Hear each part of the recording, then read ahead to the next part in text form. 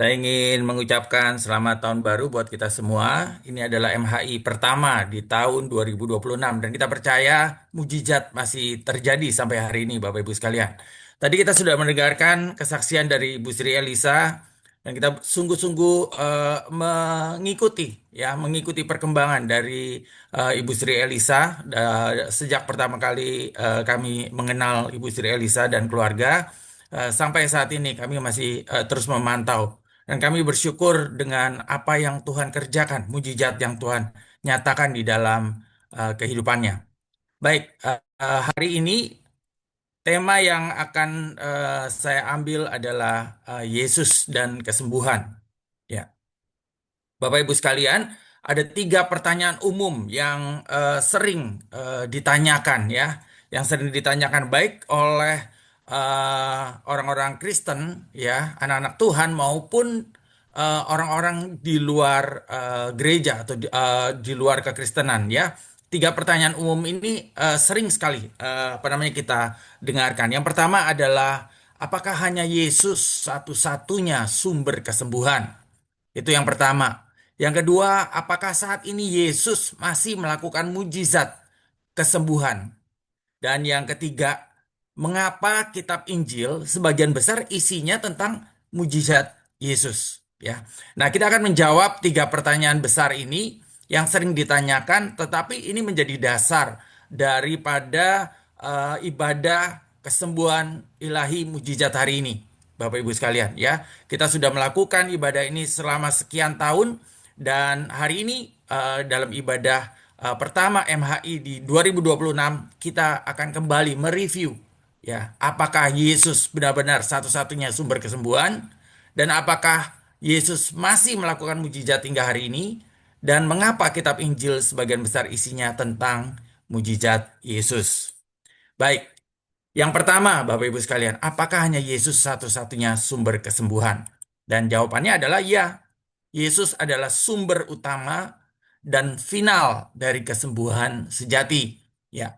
Yang pertama adalah kesembuhan berasal dari pribadi Yesus, bukan metode, ya, bukan metode, tetapi itu murni dari pribadi Yesus. Nah, firman Tuhan di dalam Lukas 6 ayat 19 dikatakan kuasa keluar dari dirinya, maksudnya dari diri Yesus dan menyembuhkan mereka semua. Ya, jadi ada kuasa yang keluar dari tubuh Yesus, kuasa yang keluar dari rohnya Yesus dan menyembuhkan mereka semua. Itu dicatat di dalam Lukas 6 ayat 19. Nah, Alkitab menegaskan bahwa sumber kesembuhan adalah pribadi Yesus sendiri. Bukan ritual, bukan alat, bukan formula, bukan metode, ya. Tetapi pribadi Yesus, ya, itu adalah sumber kesembuhan sejati, ya. Pribadi Yesus sendiri. Itu yang pertama, Bapak Ibu sekalian. Yang kedua adalah Yesus adalah satu-satunya nama yang menyelamatkan. Dan di sini termasuk menyembuhkan, ya. Nah, dikatakan di dalam Kisah Rasul 4 ayat 12. Dan keselamatan tidak ada di dalam siapapun juga selain di dalam Dia, yaitu di dalam Yesus. Ya, jadi kata keselamatan yang diterjemahkan di dalam bahasa Yunani yang dituliskan itu sebagai zozo, ya, memiliki tiga makna, tiga ungkapan, ya. Yang pertama adalah zozo itu berbicara tentang keselamatan. Dan yang kedua, Zozo itu bicara tentang kesembuhan. Dan yang ketiga, Zozo bicara tentang pemulihan. Jadi satu kata Zozo itu memiliki tiga makna, yaitu keselamatan, kesembuhan, dan pemulihan. Nah, artinya kesembuhan sejati tidak terpisah dari Yesus. Karena Yesus, ya, Yesus itu di sini dikatakan keselamatan tidak ada di dalam siapapun juga selain di dalam Tuhan Yesus, ya. Jadi Yesus adalah zozo, ya. Keselamatan, kesembuhan dan pemulihan di dalam satu pribadi, ya. Yang ketiga adalah Yesus menyembuhkan karena otoritas ilahinya. Nah, di dalam Markus 2 ayat 10 sampai 11 dikatakan, supaya kamu tahu bahwa anak manusia berkuasa mengampuni dosa di bumi. Nah, Yesus menyembuhkan dengan otoritas ilahi yang penuh, ya. Dia bisa mengampuni dan dia bisa menyembuhkan, ya. Jadi Bapak Ibu sekalian, dari tiga bukti ini, ya, Yesus benar-benar adalah sumber utama dan final dari kesembuhan yang sejati. Tetapi tidak berhenti di situ saja, ya. Ada bukti lain juga di dalam Keluaran 15 ayat 26 dikatakan, "Akulah Tuhan yang menyembuhkan engkau." Nah, Yesus adalah penggenapan sumber kesembuhan Allah. Ya. Jadi dalam perjanjian lama, Allah adalah satu-satunya penyembuh. Ya, di dalam Keluaran 15 ayat 26. Di dalam perjanjian baru, Yesus melakukan karya yang sama. Jadi kesimpulan Alkitab, Yesus adalah Allah yang menyembuhkan. Ya. Jadi Yesus adalah penggenapan sumber kesembuhan Allah. Dan poin yang kelima adalah dikatakan kesembuhan berasal dari karya salib Yesus. Ayat yang paling terkenal adalah di dalam Yesaya 53 ayat 5 dikatakan, oleh bilur-bilurnya kamu telah disembuhkan. Atau oleh bilur-bilurnya kamu telah sembuh. Ya. Jadi kesembuhan itu berasal dari karya salib Yesus. Kesembuhan tidak berdiri sendiri, tetapi ia dibayar di kayu salib oleh Tuhan Yesus. Ya, jadi kematian Yesus di kayu salib itu memberikan kepada kita kesembuhan. Karena Yesaya 53 ayat 5 menubuatkan oleh bilur-bilurnya, ya, oleh bilur-bilur Yesus kita telah sembuh. Jadi Bapak Ibu sekalian, bagi setiap kita yang percaya kepada Yesus, ya, setiap kita yang saat ini hadir dalam MHI, ya, percayalah Bapak Ibu sekalian, oleh bilur-bilur Yesus kamu telah sembuh, ya. Itu adalah firman Tuhan yang disampaikan di dalam Yesaya 53 ayat 5. Dan poin ke-6 dikatakan Yesus tetap sumber kesembuhan sampai hari ini, ya. Dikatakan di dalam Ibrani 13 ayat 8, Yesus Kristus tetap sama baik kemarin maupun hari ini dan sampai selama-lamanya. Jika Yesus menyembuhkan dahulu, dia tetap sumber kesembuhan saat ini.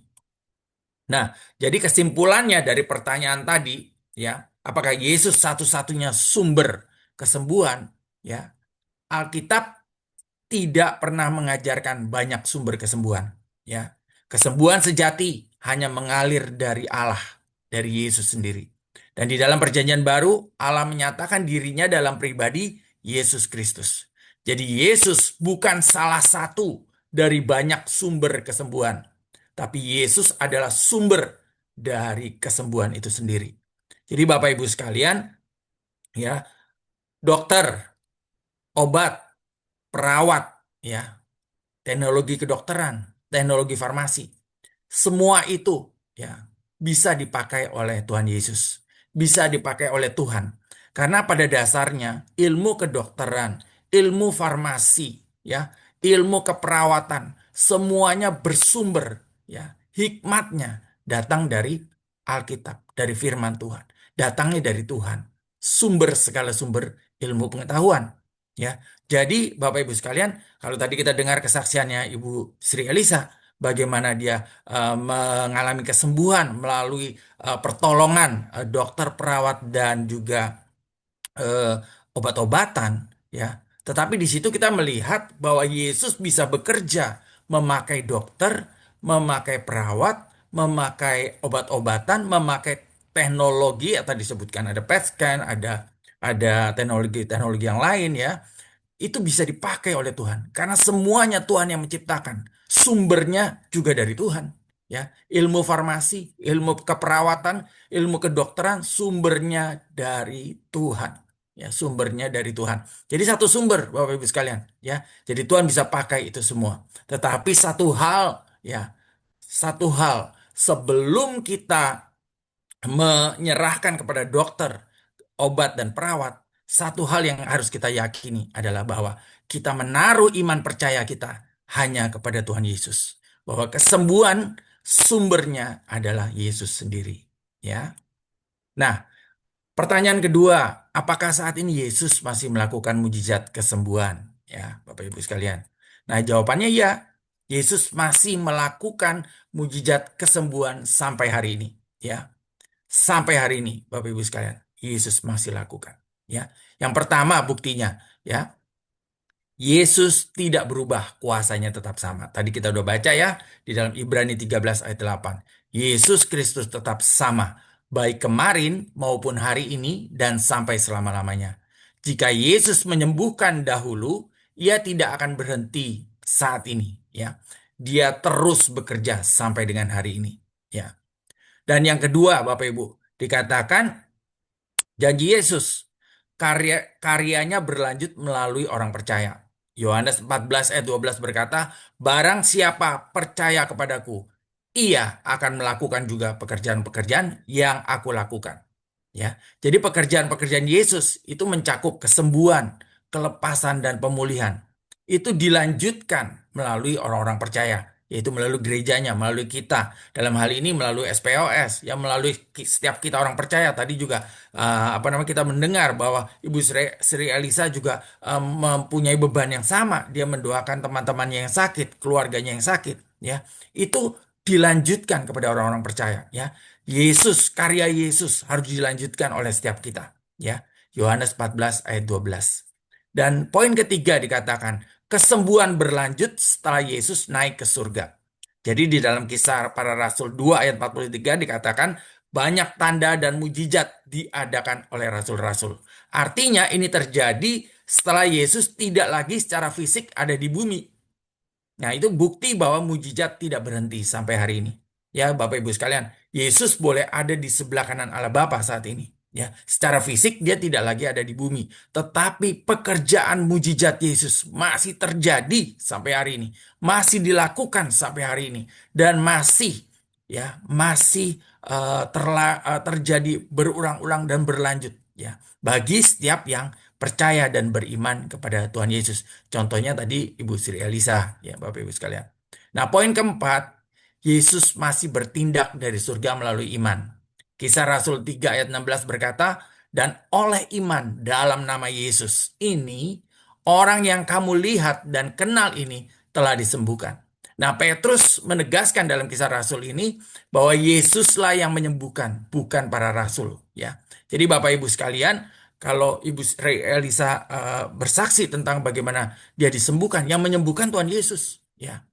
Kami dari tim SPOS hanya mendoakan, mendeliver, ya, menyatukan iman, melepaskan kesembuhan yang Tuhan Yesus ajarkan, yaitu dengan otoritas dan kuasa, ya.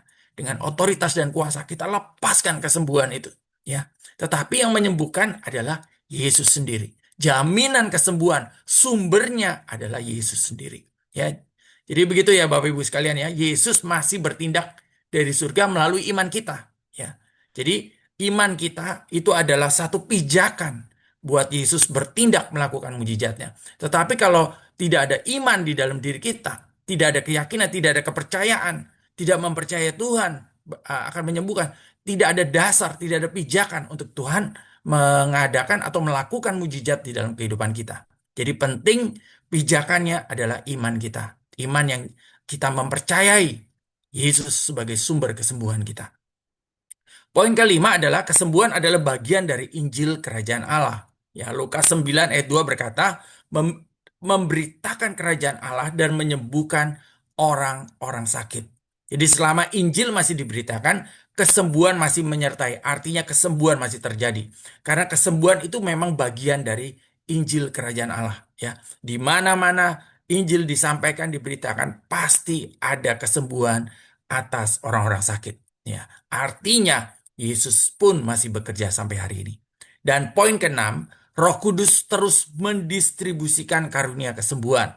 1 Korintus 12 ayat 9 berkata, kepada yang seorang karunia untuk menyembuhkan, ya, dan kepada yang lain karunia untuk mengusir setan dan seterusnya, ya. Nah, Roh Kudus masih terus bekerja. Karunia itu tidak pernah ada tanggal kadaluarsanya, Bapak Ibu sekalian. Tidak ada pernah tanggal kadaluarsa. Ya, Alkitab tidak pernah mencatat. Karunia ini selesai kadaluarsanya tanggal sekian bulan sekian gitu. Nggak pernah ada tanggal kadaluarsa. Jadi selama kita mempercayai Tuhan, selama kita memberitakan Injil Kerajaan Allah, selama kita berseru kepada Tuhan, kita percaya bahwa Tuhan adalah sumber kesembuhan kita. Ya, Roh Kudus terus akan mendistribusikan, membagikan karunia kesembuhannya buat setiap kita. Nah, jadi kesimpulannya dari pertanyaan kedua, apakah Yesus masih melakukan mujizat sampai hari ini? Alkitab tidak pernah berkata mujizat berhenti. Ya, justru Alkitab meneguhkan, ya, menguatkan bahwa Yesus tidak berubah kuasanya, masih bekerja sampai hari ini. Dan kesembuhan selalu menyertai pemberitaan Injil. Ya, hari ini Bapak Ibu sekalian, saya menyampaikan firman Tuhan, saya menyampaikan kebenaran, ya, menyampaikan Injil kerajaan, ya. Kesembuhan itu menyertai Bapak Ibu sekalian, ya. Kesembuhan itu menyertai. Tanda-tanda heran itu menyertai pemberitaan Injil. Ya, jadi Yesus tidak berhenti menyembuhkan. Manusialah yang sering berhenti percaya. Ya, jadi Yesusnya tidak berubah. Yesusnya tidak berhenti menyembuhkan. Kita yang kadang-kadang berhenti untuk mempercayai Dia. Ya, alangkah ironisnya kalau Tuhan yang menciptakan manusia, manusianya sendiri tidak mempercayai penciptanya. Ya, itu sangat ironis, Bapak Ibu. Nah, saya masuk kepada poin ketiga. Mengapa Injil sebagian besar isinya tentang mujizat Yesus? Ya, nah jawabannya begini, Ibu, Bapak Ibu sekalian.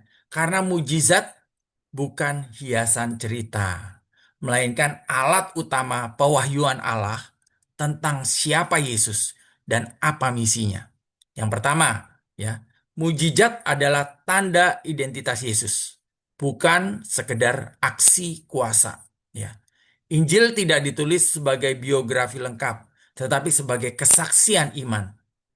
Yohanes 20 ayat 30 dan 31 berkata, semua ini dicatat supaya kamu percaya bahwa Yesus Kristus adalah Mesias, anak Allah.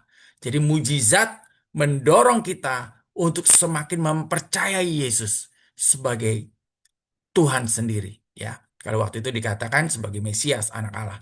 Tapi kita mempercayai Yesus sebagai Tuhan itu sendiri. Karena mujizat dipilih karena menyatakan siapa Yesus sebenarnya. Bukan karena sensasional aja. Ya, bukan karena sensasional. Tapi untuk menyatakan Yesus yang sesungguhnya. The real Jesus. Ya.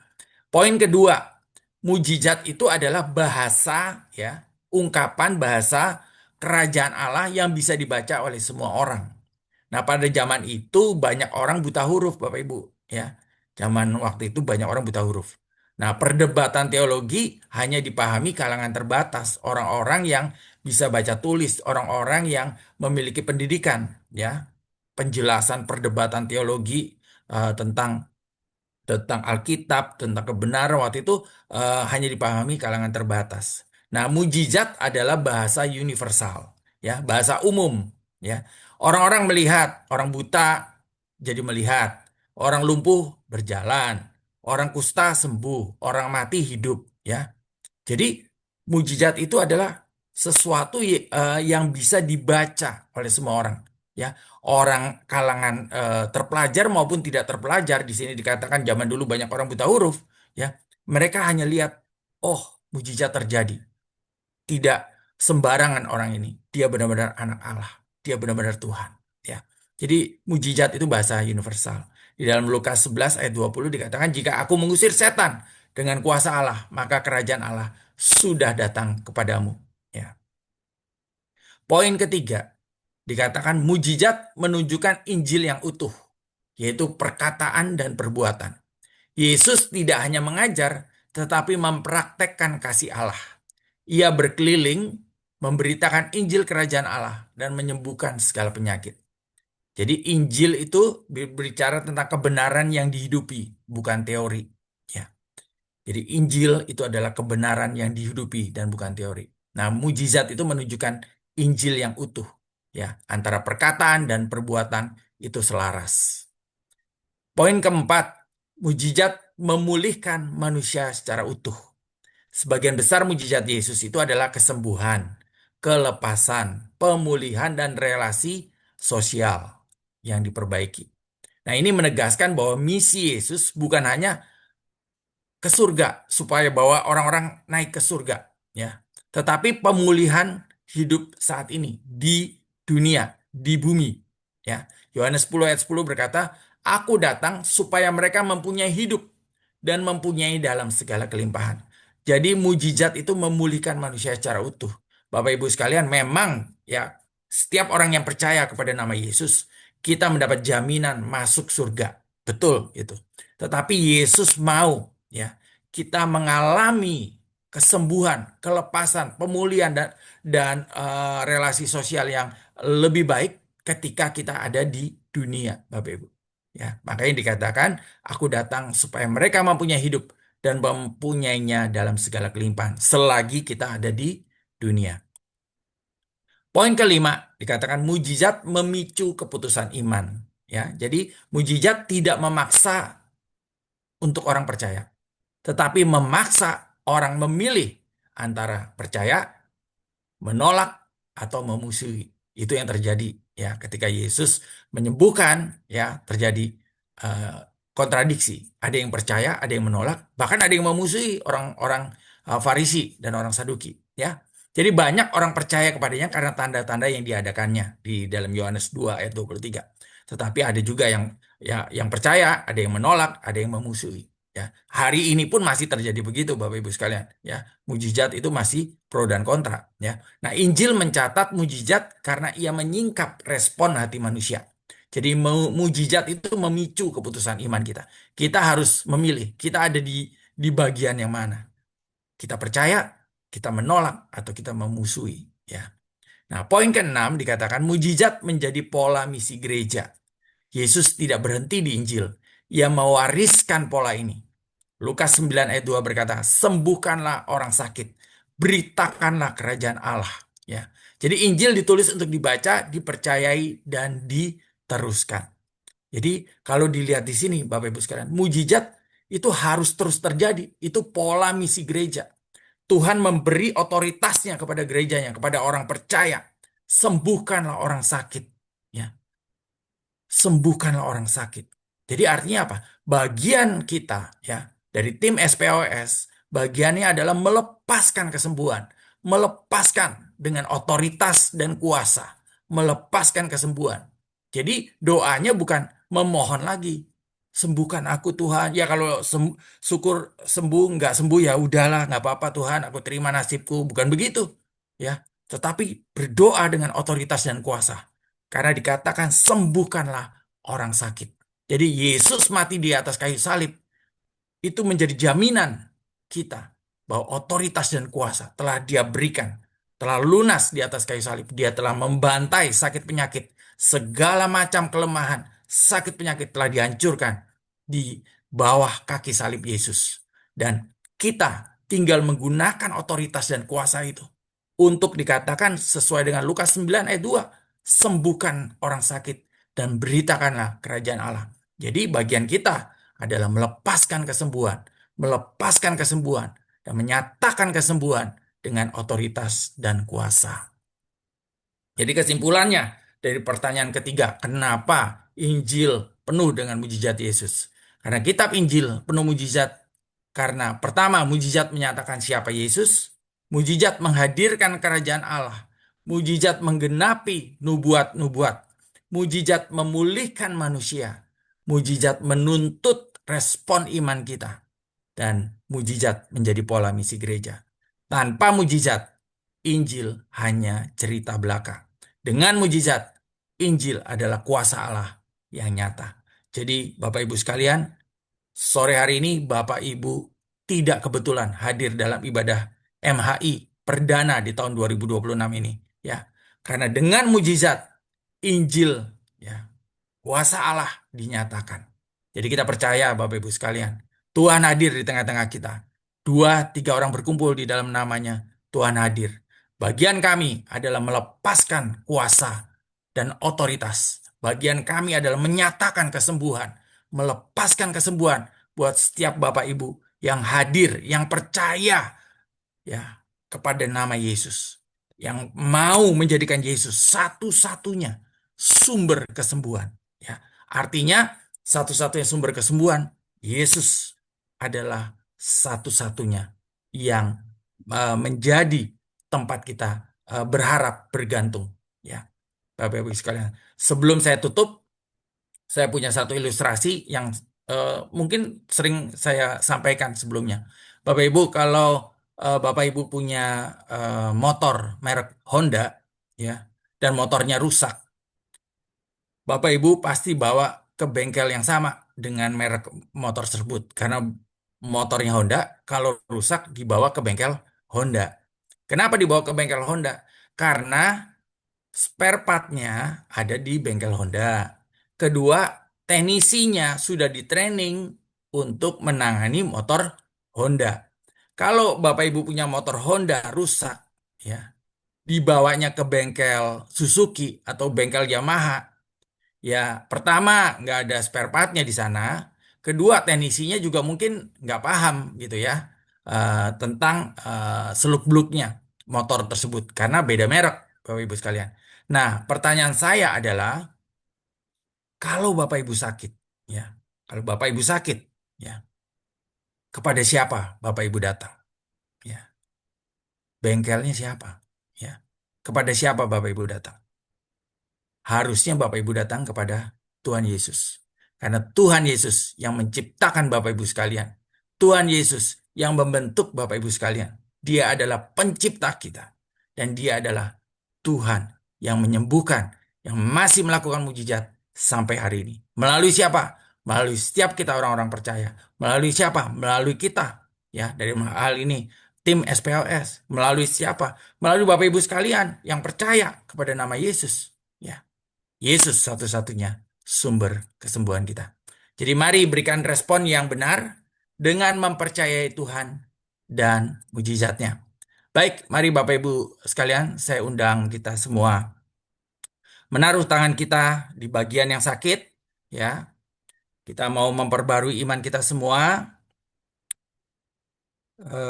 Bapak Ibu sekalian dapat mengikuti doa saya sebentar, ya. Mari kita berdoa. Bapak yang Maha Baik, kami sudah mendengar firman-Mu.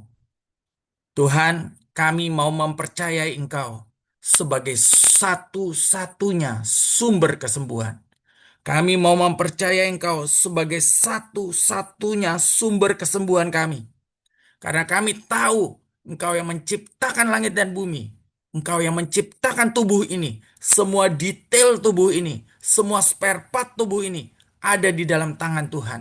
Dan kami percaya Engkau yang menciptakan kami. Engkau yang dapat menyembuhkan kami.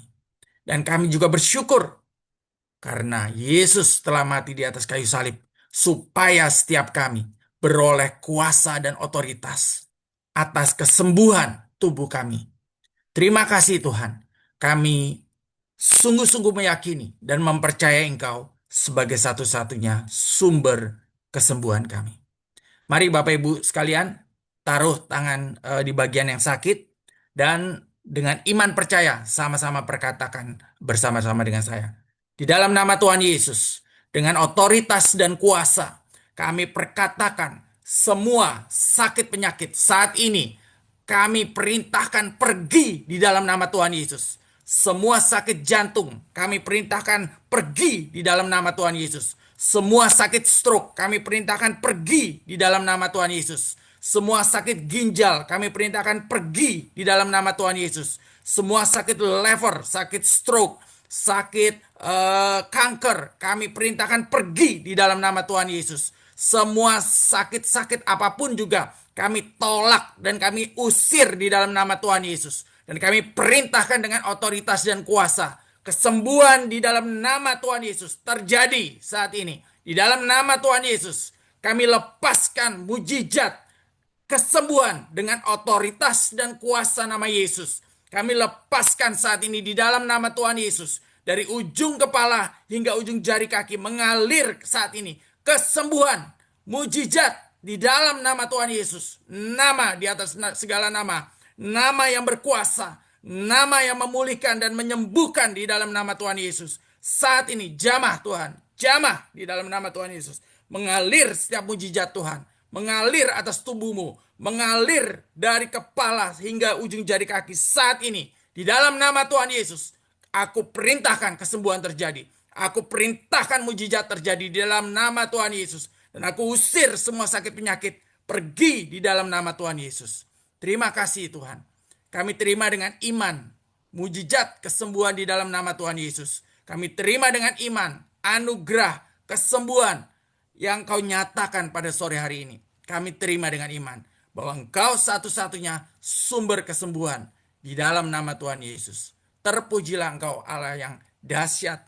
Kami mengucap syukur di dalam nama Tuhan Yesus. Haleluya. Amin.